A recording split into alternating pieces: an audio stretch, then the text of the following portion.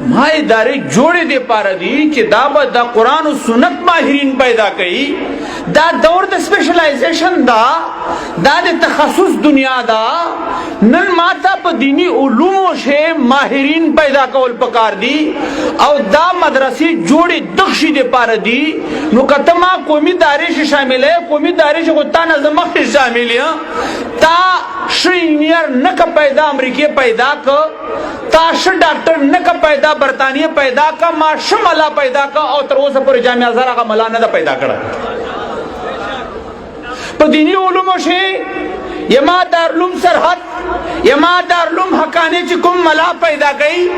یما بلور ټاون چې کوم ملا پیدا کړي هغه د مدینه یونیورسيټي پیدا کوله. پس په دینی علومو کې په خود کفیلیم یہ دنیا دے ہر مسئلے شرعی حل زور کولے سم تو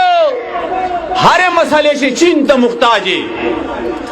تو امریکے تا ناستے غلامی سجدہ دے زکا لگولے دا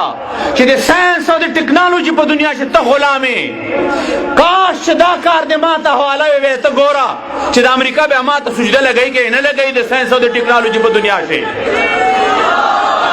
زو افسوس کم پتا باندے تما تا سبق شے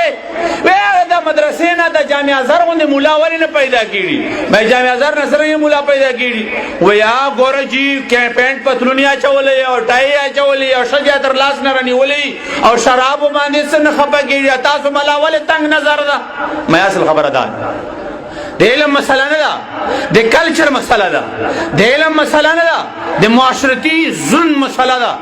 ما مدرسہ چې ما ته کوم سوچ راکړي ما ته کوم طرز زندگی راکړي تل دین نه لای په ګلوبل ویلیشن نن تا ته داشه ګران پریوزی او دین نظر نه دست بردار کېږم ورک پس خدا شی به پرې نشدو ځان به قربان کا خو مدرسہ زنه قربانو د مدرسې کوم مقصد دا به ان شاء الله برقرار ساتو. دا جنگ بجاری انشاءاللہ دا جنگ بجاری اچھے ترڅو مولانا فضل الرحمن وی دا برگ جنڈے دی جمعیت یو کارکن وی انشاءاللہ مدرسے تبیا چا پلار لاس نور واچئی انشاءاللہ اب پیسوں مل نغلتے رو پا پیسوں میں مدھو کا کوا پا روپے میں مدھو کا کوا یادو ساتا دا خواه تا اینامون ندی دا اینامون زد چاپلو سی دنیا تا ندردم ما تا دے تا قربون ندی قبول ما تا دا خپل ملنگی قبول دا مل پا دے خپل غریبی فخر کو او دا غریبی ما تا رسول اللہ شولے دا ما تا صحبہ شولے دا ما تا اصحاب صفا شولے دا پا بربند بدل ما دی سبکون ویلی دی انشاءاللہ وائن بے تا پستر کش بستر گیا چاو واخر دعوانا الحمدللہ.